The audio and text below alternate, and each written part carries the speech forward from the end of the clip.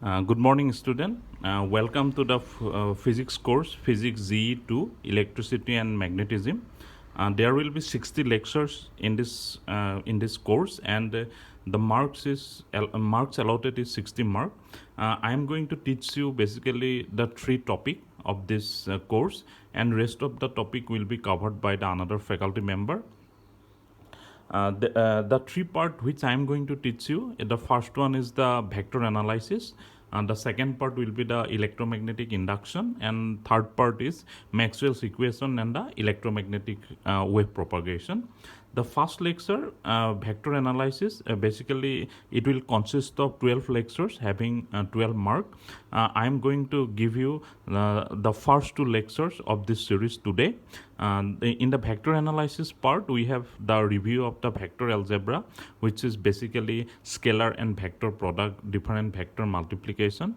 And then we are going to discuss about gradient, divergence, curl, and their significances. And after that, the vector integration, it will consist of three parts: the line, surface, and the volume integral of vector field.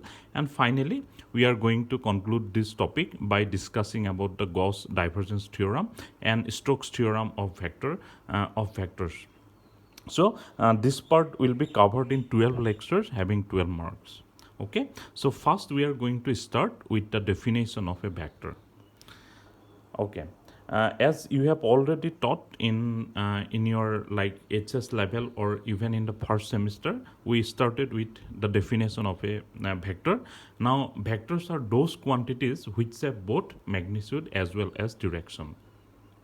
For example, if we want to consider about the force acting on a body, then the magnitude of the force as well as which direction we have applied the force, both of these things matter. Therefore, force is a vector quantity. Similarly, if we consider the velocity, when we express about velocity, we give the magnitude as well as the direction. Therefore, the velocity is a vector quantity. And there are numerous quantity which are vector and some quantities which are scalars also. Scalars can have only the magnitude. For example, if we consider the work done of a body or on a body, then the amount of total work done matter. It doesn't matter which direction. It doesn't have a direction. So work done is a scalar quantity.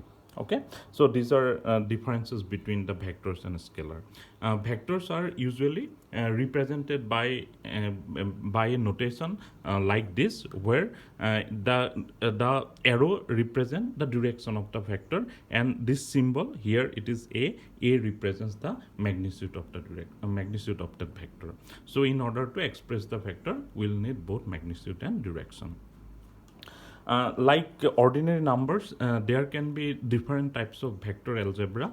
Here I have here I am going to discuss following kinds of vector algebra.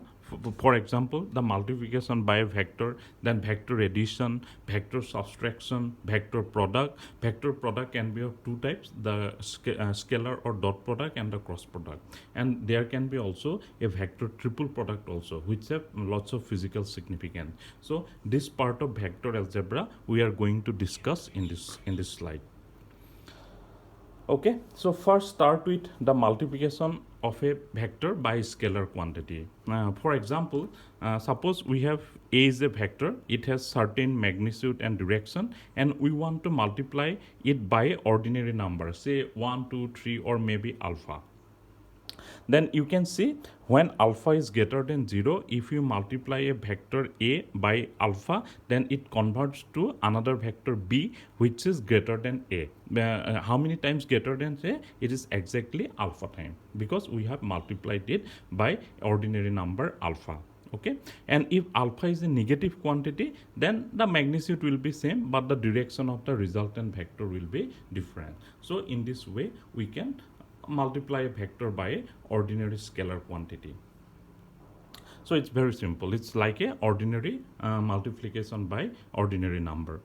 Next, the topic is unit vector.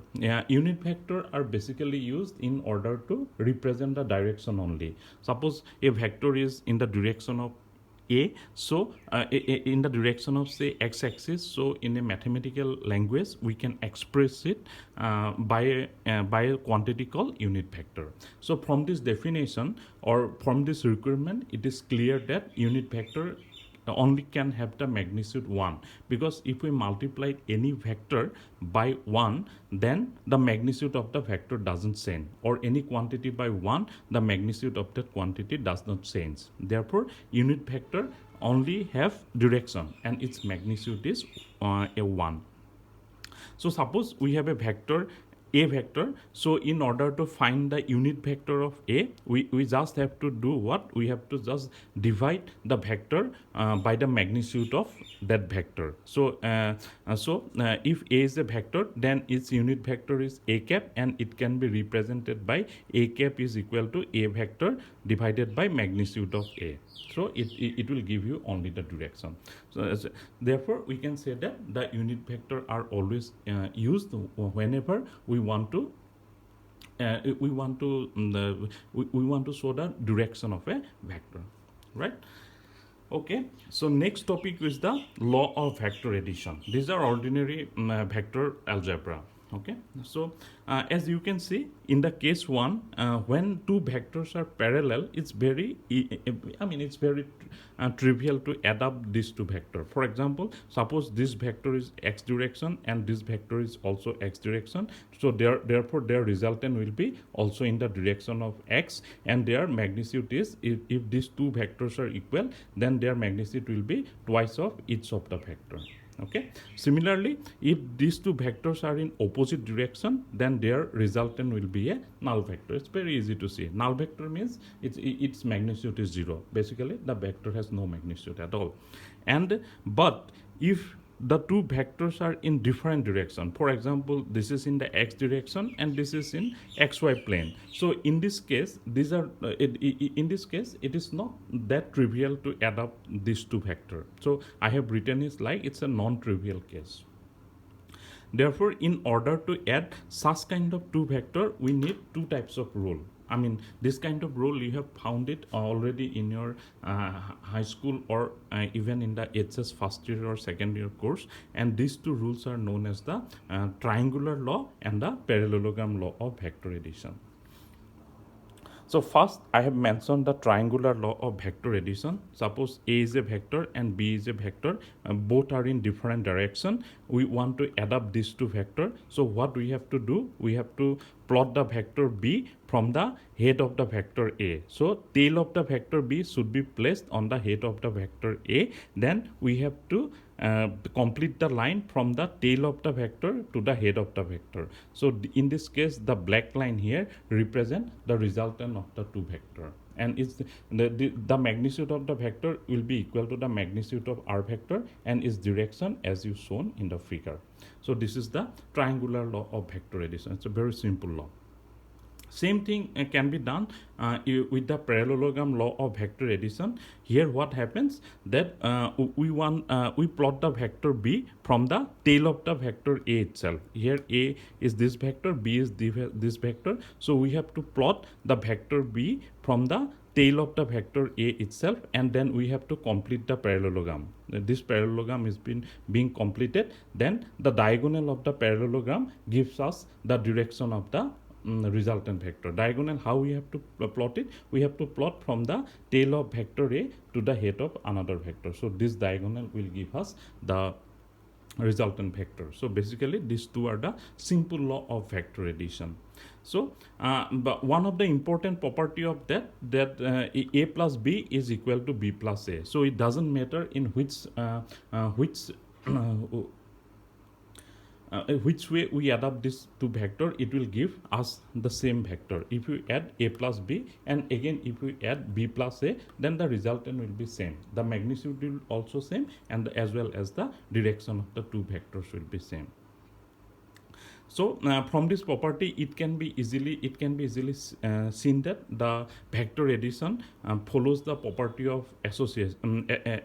Vector addition is associative. That means A plus B plus C is equal to A plus B plus C. Here I have put this bracket here. That means resultant of A plus B is add up with C, and then resultant of B plus C is add up with A. So in these two cases, the resultant vector which we will get is similar. So vectors addition is associative. Next, let's consider about the vector subtraction. Vector subtraction, it can be done in the same way of vector addition. Suppose we have to subtract B vector from A. So this is suppose B vector and this is A vector.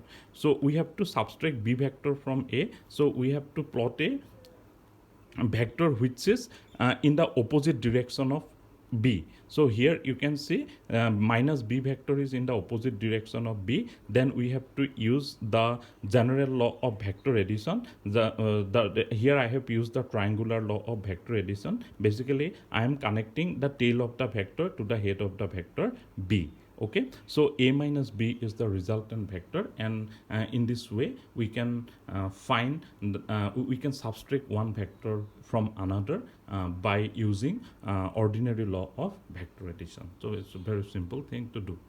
Okay, so in the next part of the video I am going to explain you about the product of vector. Here we have explained you the multiplication by ordinary number, the addition and the subtraction. Next we will see how we can multiply one vector with another. Okay, so that you will find in the next part of the video.